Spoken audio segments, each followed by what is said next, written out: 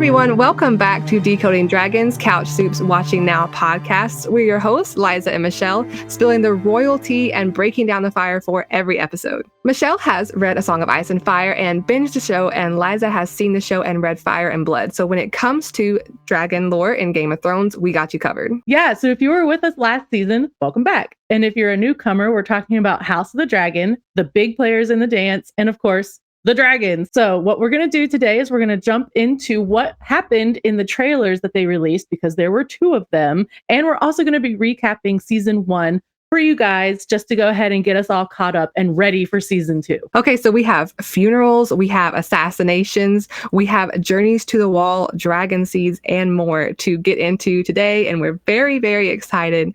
But first, a moment to talk about the salt on these 2 teams. So you may or may not have read Michelle and I's previous articles, but we are both firmly Team Black. So take all that we say with that in mind. Major grain of salt. So I just wanted to throw out there that I have Rhaenyra over my shoulder, right? I have Caraxes and I have Daemon. And then you might see another shelf up there that you can't see because it's out of frame, because that's Alicent, and she does not deserve the frame in my camera. I think this season is going to be a season that further divides fans, because I'm pretty sure that the showrunners have said that this is the season that might make you question what team you're on. And I think I know what moment is going to do that. And it has more than a little bit to do with Daemon. So, yeah. See, this is what I'm excited about for our chemistry, because you actually know what's coming, and I'm watching the show and along for the ride, and I am just in love with the lore and everything that comes with it. But you actually know what's coming, so it's kind of like some foreshadowing here that we can get. A little bit of dramatic suspense, right? Yeah, there you go.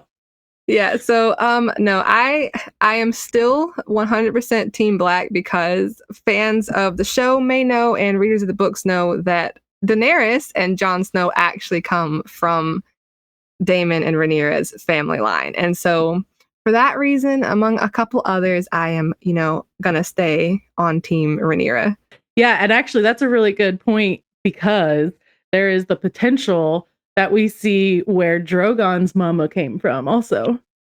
Yes, Helena's dragon Dreamfire is rumored and speculated to be Drogon's mom, because I think when she was with her previous writer, and I want to say her previous writer's name was Rhaena, but I could be wrong, she did, lay some eggs that got sent around Westeros in the additional world that eventually became, and they eventually became Drogon. That's what's speculated, at least. Okay, so now we're going to briefly break down what happened in each of the trailers, the Team Black trailer and the Team Green trailer, just in case you missed it, so that you have full context for our discussion. I'll start with Team Black, and then Michelle will very saltily break down the Team Green trailer, because it's obligatory and we have no choice.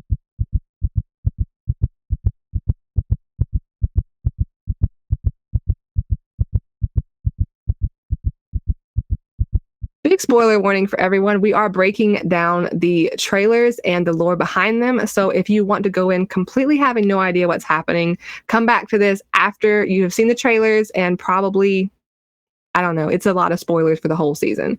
But if you want to know everything like us, welcome. Yeah, and if you want to go see the spoilers, then check out CouchSoup.com, where we both broke them down on the articles, and we have the trailer embedded in those articles. So that's an easy way for where you can see them. So one of the first things we see in the Team Black trailer is Luke's funeral, after his dear Uncle Aemond decided to chop him in half with a dragon. The chomp heard around the world. The chomp heard around the world. I like that. And then we see Jacaerys, or Jace, goes north to speak with Cregan. So he's on the mission his mama gave him to go recruit the North for Rhaenyra's cause, and we get a brief glimpse of the wall. Fun fact in Fire and Blood, dragons would actually not fly beyond the wall, which is like a contradiction to the show, but dragons don't fly beyond the wall in Fire and Blood. So that's the thing. So going back to the show, do you think that was because Daenerys was powerful enough to encourage them to do that? Or do you think it's just kind of a glitch in the Matrix and they misunderstood that? Well, we do have to think about a few other omissions that were made in the lore for the show. And, they do make it for TV, so some lore does get kind of mixed up. But there is a theory that Targaryens actually warg into their dragons, and that's how they're dragon riders. And I don't know if that's been confirmed in the text because I haven't finished the main 5 books, but that's a possibility. There's also a possibility they just kind of like shuffled the lore for the show to kind of make things happen. Sure. So I just thought it might be nice to consider in case, because Jace is going to fly Vermax north. So they may kind of be like, come on, Vermax, let's go. And he's like, no, I'm not going over there. Absolutely not. And now we're on to what I think will be an extremely divisive episode for Team Black fans. And this episode is 100% going to break my heart, and I'm not ready for it. It's going to be very sad. We and cheese. And since we're on YouTube, I'm just going to keep it at it's an assassination of someone who should not have been assassinated. It's very sad. So we will all brace ourselves emotionally.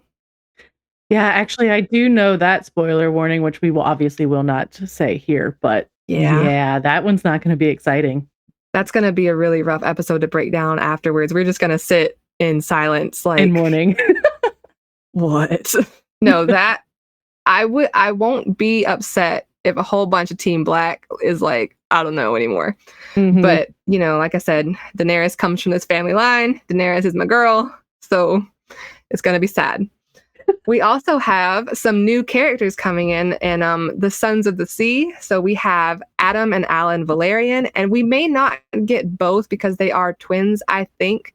And I really hope that we do get both because they both affect the dance in different ways and do different things. Adam is obviously a dragon rider during the dance, and Alan kind of moves in to take over the fleet for Corlys a little later on. All right, and then we have what has become my family's favorite scene with Daemon on Caraxes, and he's looking at somebody and he says something to the effect of bend the knee or your house burns.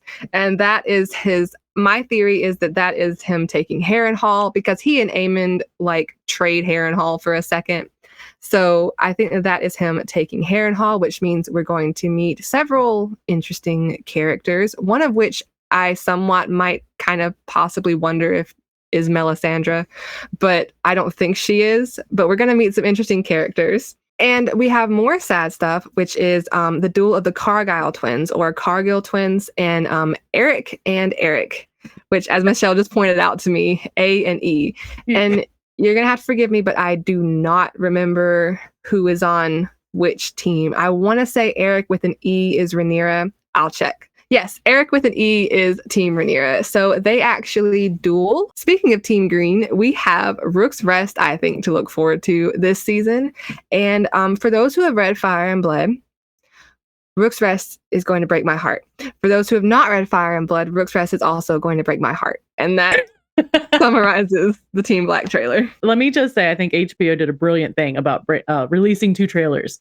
The Team Black and the Team Green. So even if you are not fully caught up or you don't super remember season 1, you know that there's now 2 different factions of this dance and of this fight. By them releasing 2 different trailers, brilliant move.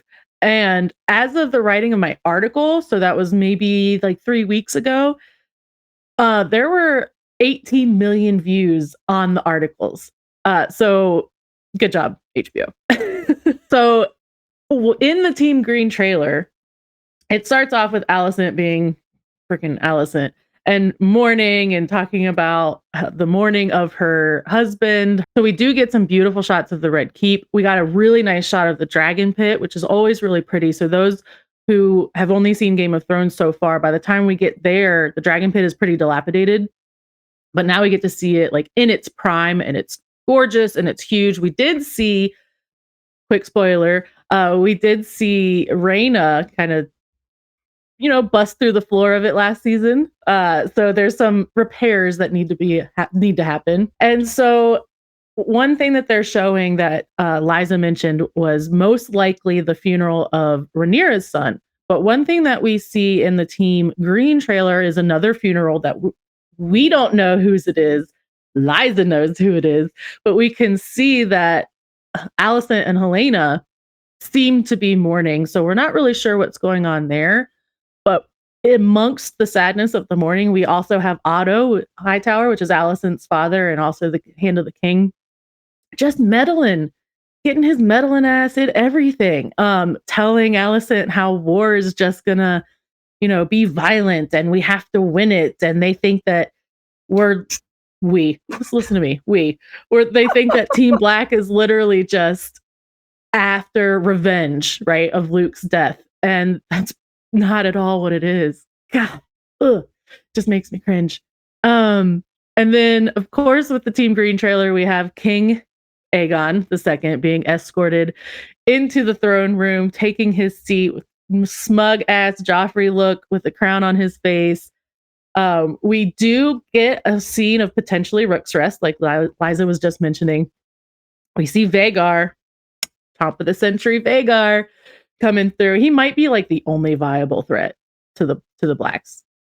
Chomp of the century. No, Vhagar is, I think someone called her an Airbus last season because she's huge. No, and I think Otto talks about it. He's like, when Aemond, claims Vhagar, Otto's like, you have no idea what you just did for our side of this thing, because Vhagar is a very, very important, is an understatement, threat to Team Black, because the majority of Team Black's dragons are not as old as Vhagar, and they have not been.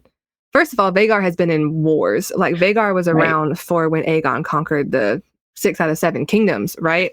So she has experience, which is why another reason why Aemond should not have been messing around with him and Arax, which I think last season, I want to say either Kaylin or Elizabeth, one of our guests, mentioned that, Vhagar may have thought that it was a hunt, and because she has experience. She's not a docile dragon, and he may have confused her. Also, the dragons are smart, so she may have done it on purpose. Regardless, Rook's Rest is going to be devastating, and the funeral that you were speaking of is also going to be devastating. That's going to be a quiet, I think, episode for us, because we're just going to be reeling a little bit. But it's, in my opinion, it's one of those things that make Game of Thrones. Like, there is some dark things that happen and that people do in these seasons that, make us question our values. And why we watch this. And why we watch the show. But, we will be definitely mourning alongside Alicent and Helena. And it's gonna be a mess. Okay. Do you have a prediction of when you think that's gonna come into the season? Is it gonna be like closer to the beginning? Do you know about what episode that might be?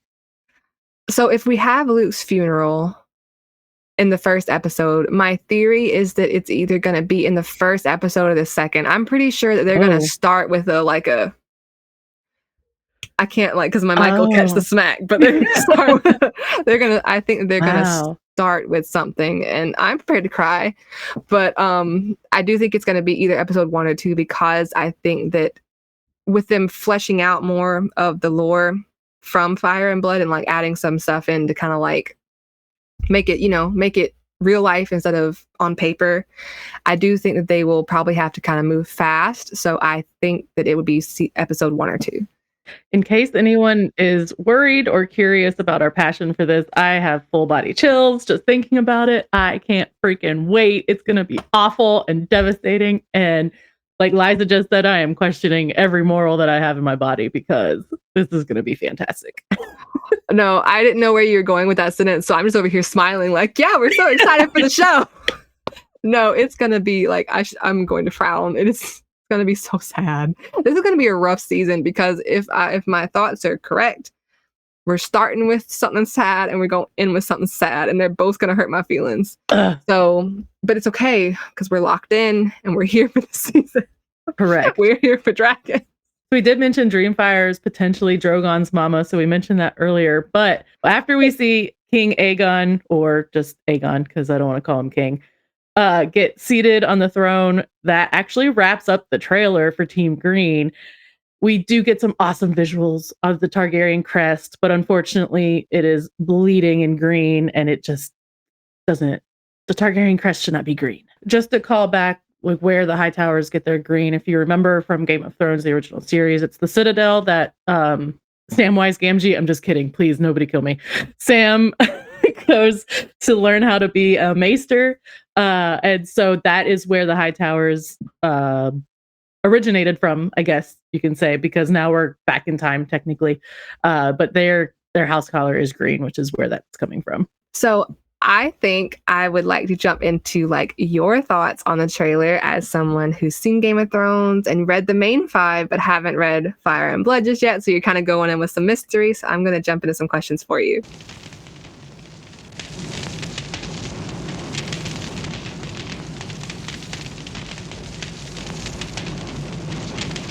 Okay, so sadness aside, what was your favorite part of Team Green trailer?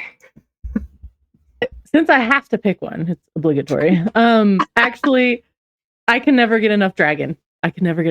So when we see Vhagar flying in her beauty and her monstrosity and experience, like I love watching her fly. She's just huge and terrifying.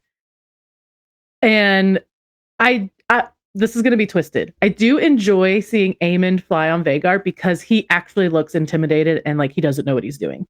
And I appreciate that because she's so large and he is words that I should not say on the internet. Someone called him the wish.com Daemon, and I have been rolling at that ever since. Like, I have thoughts. And someone was like, "Oh, it was actually either Game of Thrones or House of Dragon." I think on Instagram, they had Corlys's actor get on and be like, "Who gives less fucks, Daemon or Aemon?" And I'm like, "Daemon, hands down. Aemon tries." Right. And I personally think that Aemon just wants to be like Daemon. If we're gonna break him down psychologically, that's what I think is happening. Aemon's a tryhard. The comments on these videos. I hope that we have a good moderator. Yes, me. No, I'm just kidding. But no, you said in Vhagar's monstrosity and experience, and I think that should be a t-shirt. It should be a t-shirt. Because she's just, if we can't get Balerion, we at least get Vhagar, right? But we're gonna get Balerion soon. Shut up. Okay. No, they're last I checked, it was in development, and Balerion on screen, I am going to run through my house. My family is going to think that I have lost all sense because I'm going to run through the house. That's all I've wanted is to see Balerion on my TV.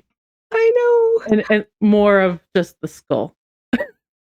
Thank you. Yes, the actual dragon. Okay, so I know that you did the Team Green article because you had to. But can you share anything that you are most looking forward to see from anyone on Alicent and her team other than Aemond? So I enjoy Helena. I don't know much about her, obviously. She married King Aegon, who was her brother, because incest is humongous in the Targaryens. Yeah, so I enjoy kind of Helena's presence. I know she is, I believe, a dreamer. She's neurodivergent. So she is just kind of a nice little break from everything else Game of Thrones that's going on in the series. I'm not excited, obviously, about the potential sadness and funeral. And the only other thing I think I can say that I would be excited about from the trailer is to see Alicent's parenting, right? So you see at one point in the Team Green trailer that Alicent is kind of yelling at Aegon, like, you have no idea what has happened to put you on that throne and you need to be grateful, kind of thing. And she has always kind of taken that attitude with him, but also then with Helena, she's a little bit softer and she's not really sure what to do with her. So I'm just kind of excited to see the difference and hopeful growth in Alicent as a mom. Yeah, I've actually seen that circulating, the difference between Alicent and Rhaenyra's parenting styles also. So I have seen that circulating. One thing that I also appreciate about Helena is how her lines are written, like the beware the beast beneath the board and the spool of black, spool of green. Like I enjoy like the foresight that her character adds. And I think it gives the writers a chance to really make even more like rich storytelling. And I very much enjoy her presence in the show as well, like you were saying. It kind of gives us a chance to solve some riddles, like with what you were saying, like the way she's scripted and the things she has to say. She's a little foreshadowing and we have to kind of figure out what she means. And then it's always fun when it all comes full circle and happens. No, I too enjoy Helena's presence. And I do hope that authors continue to utilize, that interesting and incredible aspect of her personality for sure. Yeah. It's neat to see all of that come down, like from, what King Viserys was talking about with Aegon the Conqueror being a seer and a dreamer, and so now that's kind of trickling down the line. Yeah, I think it was Daenys the dreamer that actually, dreamed about or was shown the Doom of Valyria, and that's how House Targaryen even escaped in the first place. Yeah. So I think Aegon was a dreamer also, for sure. And I think that we already talked about my other question for you. I was going to ask your favorite dragon moments, but I think we talked about Vhagar. All day. Vhagar all day. Right? No, I will say that I think we're also going to get Vermithor. I think Vermithor is the only other dragon in the dance right now that can even attempt to rival Vhagar on size, and he has battle experience. I think that Vhagar, Caraxes, and Vermithor are one of the few with actual, combat experience as far as dragon riding is concerned, and that is 100% going to come into play. I do want to say, and I don't think this was in the trailer, but I am looking forward to seeing Rhaenyra fly a little bit more and dragon ride, because we didn't really get to see that except at the beginning of the season when she was younger. We haven't really seen her in battle. We've seen her battle plan. So I kind of want to see her fly. I agree. And I'm just here, I enjoy just seeing Targaryen dragon riding armor because we didn't get to see that. So I'm 100% enjoying that. And I don't know if we're going to see Rhaenyra in battle based on Fire and Blood. They may change it, because I also saw, I want to say it was Baela on a dragon in the Team Black trailer, I think, which I am not sure how early Baela comes into the dance. From my memory of Fire and Blood, as far as dragon riding in it, I think she comes in later, but I think they are changing that. Mm-hmm. So we may see stuff that's not in Fire and Blood, and they may make it show canon, Yeah, they have some creative liberties. Creative liberties, yeah. So I'm interested to see more of Baela, and I think that with the Dragon Seas, we're going to see a lot more time in the sky, in the saddle, yeah. Yeah, that actually leads me perfectly into the question I have for you about what did you think of seeing Caraxes and Syrax? Is it Syrax? Syrax. Okay, so what did you think of seeing Caraxes and Syrax? Okay, so Caraxes is actually one of my favorite Game of Thrones dragons. It's like Drogon and Balerion tie for top dragon, and then Caraxes is third, I think, because of what happens toward the end of the dance, which I can't spoil. And I've been sitting on this for years, but I haven't spoiled it yet. Over my shoulder. I know. No, I enjoy seeing Caraxes, and Caraxes is creepy, but in a fun way. And it's not. It's fun to kind of see. I actually just did a video about dragon anatomy and how scary it is to see them walk. How scary it is to see wyverns walk on their wings. The way that Caraxes was coming down from Dragonstone in the first season. But yeah, no, I am here for Caraxes. I will give Syrax her flowers. There's one thing that I remember from Fire and Blood that she does that I appreciated. The rest, I'm just keep Rhaenyra safe. You just fly safely, Syrax. That's all I got for Syrax. Okay. So my next question about the trailer is: are you ready for Luke's funeral? No, I'm not ready. Because we obviously know that happens. So now we have to see Rhaenyra be sad. Can we talk about how many Team Black funerals we have seen so far? And how many we're going to see? But that's beside the point. Oh. No, I feel so bad for Rhaenyra because canonically, she didn't even know her father had died until a minute afterwards. So we see her father, and then she just had her stillborn daughter Visenya. So there was that she and then she gets crowned right next to her daughter's pyre, and you're like, what the fuck? But I am not ready to see Luke's funeral because I think there were several scenes that might have been cut that kind of allude to the emotion that Team Black is going through right then. But, you can see in that still of Rhaenyra and Jace and Joffrey standing at each other that they're just devastated. And I too am going to be devastated. It's going to hurt my heart.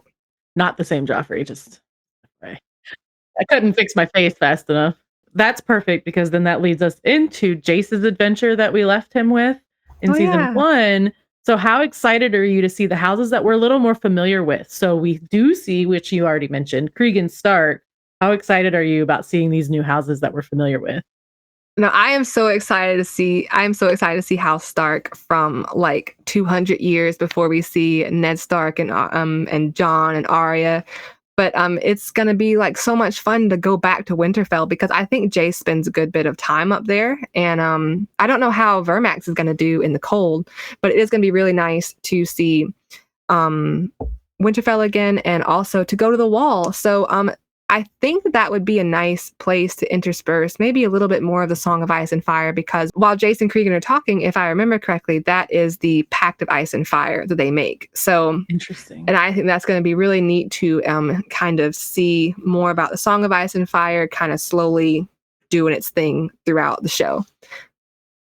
Yeah, that's one thing I'm really excited about is to see the Wall, and it kind of leads into exactly what you were just saying, because I think they'll really be able to hone in on a lot of callbacks to the original show, which again, you got to think we're actually back in time with House of the Dragon, but the Game of Thrones series was years ago at this point. So I'm excited to see the difference in the Wall back then versus the Wall now, even Castle Black, how everything kind of evolutionizes into what we know the Wall as when Jon Snow is up there. Yeah, I completely agree. And fun fact, Jaehaerys, who we saw at the beginning of season 1, his wife Alysanne actually visited the Wall and spoke with the Night's Watch, and so it hasn't. And they were fairly well manned then. I think she did advocate for more people to man the Wall, but it was fairly well manned in her time, and it's only been like 50 years maybe since I think she would have gone, maybe 50, 80 years since she would have gone at most. So we are probably going to see a fairly active Wall, which I think is going to be really nice. And I'm not sure about the magic lore, but we might get maybe some more magical elements, because I think the Wall has some of those elements. Yeah, and there are actually, leading into that, there are 19 castles on the Wall, actually. So if it's more manned, hopefully we may get to see more of Eastwatch by the Sea instead of it just getting destroyed, or anything like that. It will be actually really fun to see Shadow Tower, anything like that. Yeah, no, every time I think of the additional castles, Eastwatch by the Sea is like the first one I think of. It's just like Eastwatch by the Sea. Yeah, it's such a cool name. I know, right? No, it's suffered though. Was that the one that was the one that Viserion got? I didn't know the name of the castle that Viserion decided to. Yeah, because that's where Tormund was sent to Man. Oh, okay. And so we see Tormund like peacing out when Viserion gets there and destroys everything. That was a near miss. So now we're actually going to break down what we're going to predict is going to happen in the episode 1. I know we've kind of predicted a lot. We've already broken down a lot that's going to happen in the season. I know, Liza, you mentioned episode 1 is probably going to be Luke's funeral and then something kind of horrific that we're all going to hate. So let's get into exactly what we think may happen in episode 1. There will be spoilers. I'm not going to talk as much because I haven't read the series. So I'm just going to be here and listening to Liza like all of you.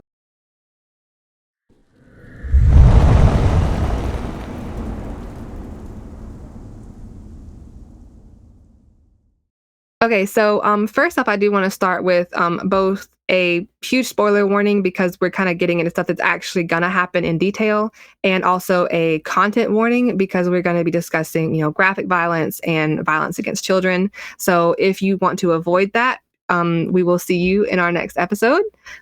And if you're okay with that, then, continue watching. Okay, so there's obviously, we're going to see Luke's funeral, and it's going to be like a period of mourning for Team Black. And they respond to that, allegedly, by hiring an assassin, or 2 assassins named Blood and Cheese from King's Landing, to assassinate one of Helena's children. And at that point in the story, Helena's children are toddlers. And it's absolutely devastating. Obviously, it's devastating for Helena, as it would be for any parent. Her and Aegon have their different ways of dealing with the grief, and I am 100% prepared to cry. I'm not ready. That's gonna be like a very upsetting episode. Yeah, I didn't realize they were toddlers. That makes it. I mean, any child death is obviously horrific, but I have toddlers, so yeah. And I will be here for emotional support at the episode, because it's going to be devastating. But those are my predictions for episode 1, I guess. And I think after that, we'll probably kind of get into more of the things that will eventually lead to Rook's Rest. Yeah, man, it's gonna be such a jam-packed season for House of the Dragon, but also for us. We're gonna Yeah. see most of the episodes are gonna be breakdowns of what happened in the episode that we just watched, and then we're gonna do a breakdown of the episode that is to come. That's gonna be our Dragon Dreams prediction section. If you need to catch up on what happened last season, we have Decoding Dragons Season 1, all of the episode breakdowns on our YouTube channel and also on CouchSoup.com. We'll be back every week on CouchSoup.com to recap the episodes of House the Dragon for the entire second season. Yes, so be sure to hit that like button on YouTube, ring the bell, let us know in the comments what lore you'd like us to dive into next. Definitely in the comments for this episode, let us know if you are Team Green or Team Black. If you're Team Green, it's okay. I hope you'll be Team Black by the end of the season. I don't know. But we will see you in June with all of the fire and soup coming up for season 2. By the way, if you are Team Green, we know that we are all fans of the same show. It's all in good fun. So please bear with our salt, your Team Black brethren over here. And we hope you have fun and enjoy your season. Look, my microphone is green in support. In support.